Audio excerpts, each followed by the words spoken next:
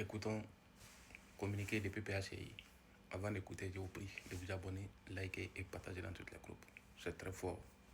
C'est que le président Laurent Gbagbo et ses ministres et membres du personnel ont dit. Écoutez.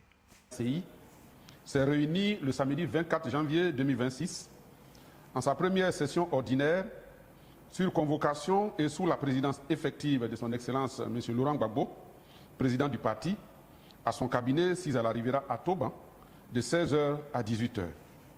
Cette session était élargie au président des organes et des commissions du parti. L'ordre du jour a porté sur les points suivants. Information, préparatifs du congrès ordinaire, fête de la Renaissance 2026. Dans son allocution d'ouverture, le président Laurent Gbagbo a d'abord indiqué que cette session du comité central a pour objet principal de fixer la date de la tenue du premier congrès ordinaire du parti. Il a ensuite rappelé la décision arrêtée par la dernière session extraordinaire du comité central, à savoir la non-participation du parti aux élections législatives. Analysant la situation nationale au plan politique, social et économique, le président Laurent Gbagbo s'est dit profondément préoccupé et inquiet pour la Côte d'Ivoire, au regard des problèmes socio-économiques aigus, tels que la mévente du cacao, l'augmentation de la TVA sur les produits de première nécessité que l'on observe actuellement. En effet, ces faits nouveaux, mais extrêmement préoccupants, auxquels les populations ivoiriennes sont confrontées en ce début d'année 2026, viennent aggraver davantage les difficultés existentielles et quotidiennes des Ivoiriens, qui ploient déjà depuis plusieurs années sous le poids combiné du chômage chronique, de la vie chère, des déguerpissements intempestifs, de la pauvreté galopante, etc. À ces tableaux déjà peu reluisants s'ajoutent les arrestations et détentions arbitraires des citoyens ivoiriens pour leurs opinions politiques et qui ont cours depuis des années et se poursuivent encore aujourd'hui après les périodes électorales. Aussi, le président Laurent Gbagbo a-t-il demandé à la direction exécutive du PPACI de veiller à ce que le parti s'approprie toutes les préoccupations sociales des populations et s'organise pour se tenir constamment à leur côté. Le comité central a également entendu une communication de la coordination générale de l'initiative pour la libération des prisonniers politiques et des prisonniers d'opinion, ILPO. Il en ressort que le parti compte aujourd'hui près de 1600 détenus d'opinion. Pour faire face à cette situation jamais vécue en Côte d'Ivoire, des dispositions pratiques ont été prises pour apporter soutien et assistance aux détenus politiques tout en œuvrant à trouver les moyens de leur libération. Le comité central a été ainsi informé de la collecte de fonds sur le terrain dans le cadre de l'opération « Je donne 1000 francs pour les prisonniers politiques » initiée par ILPO en direction des militants de base pour le soutien juridique, médical, matériel et financier aux prisonniers d'opinion. Le président Laurent Gbagbo, revenant sur la situation des militants qui ont choisi d'outrepasser la décision du comité central en se présentant aux élections législatives, a tenu à rappeler que celui qui n'apprend pas dans l'opposition à se conformer aux règles établies par les statuts et règlements intérieurs de son parti ne respectera pas la Constitution et les lois de la République quand il arrivera au pouvoir. C'est un exercice auquel l'on doit se soumettre pour se préparer à exercer le pouvoir d'État.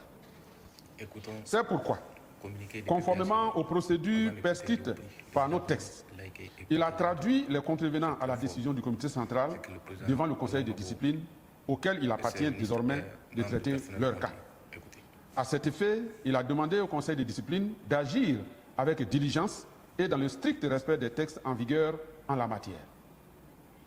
Analysant les derniers développements de l'actualité politique nationale, le PPACI, profondément attaché à la défense des valeurs démocratiques et républicaines auxquelles le président Laurent Gbagbo a consacré toute sa vie, dénonce la gestion patrimoniale du pouvoir dans les plus hautes sphères de l'État. Au regard de toute cette situation, le comité central réaffirme l'opposition du PPACI au 4e mandat anticonstitutionnel. Le parti demeure conforté dans son choix de poursuivre son combat félicite ses militants pour avoir fait preuve d'un esprit de discipline exemplaire. Ils ont rigoureusement observé le mot d'ordre du comité central, refusant de se faire ainsi complice d'une énième violation de la Constitution en s'abstenant de participer aux dernières élections législatives qui sont le prolongement indéniable du braquage électoral observé à l'élection présidentielle d'octobre 2025. Examinant le rapport de synthèse de la tournée nationale d'information et d'échange organisée par le parti les 20 et 21 décembre 2025, le comité central a endossé les conclusions et recommandations de la base qui s'est fermement opposé au départ du président Laurent Gbagbo de la tête du parti dans le contexte actuel. En conséquence, le comité central demande au président Laurent Gbagbo de surseoir à sa décision de se retirer et de poursuivre sa mission à la tête du PPACI. Au titre des préparatifs du premier congrès ordinaire et de la fête de la Renaissance, le comité central a entendu une communication de la direction exécutive du parti proposant, au nom du secrétariat général, les dates du vendredi 15 et samedi 16 mai pour la fête de la Renaissance et le congrès. Un large débat a été ouvert qui a permis aux membres du comité central de s'exprimer sur les différentes questions abordées par le président du parti dans son mot d'ouverture et sur les communications de la direction exécutive. À la suite de ce débat, le comité central a arrêté les décisions relatives à ces points discutés. Ainsi, le comité central, conformément à ses attributions, a décidé de convoquer le premier congrès ordinaire du parti le 15 mai 2026. À cet égard, le comité central donne mandat au président du parti pour désigner les membres du bureau, déterminer le thème et le lieu de la tenue du congrès. Le comité central demande au secrétariat général d'examiner la possibilité d'organiser la fête de la Renaissance dans la même période que le congrès, afin de minimiser les dépenses liées à ces deux événements. Concernant les militants qui ont outrepassé la décision de non-participation aux élections législatives, le comité central a demandé au Conseil de discipline d'examiner avec diligence et rigueur tous les dossiers qui lui ont été soumis par la direction exécutive et de prendre les sanctions appropriées.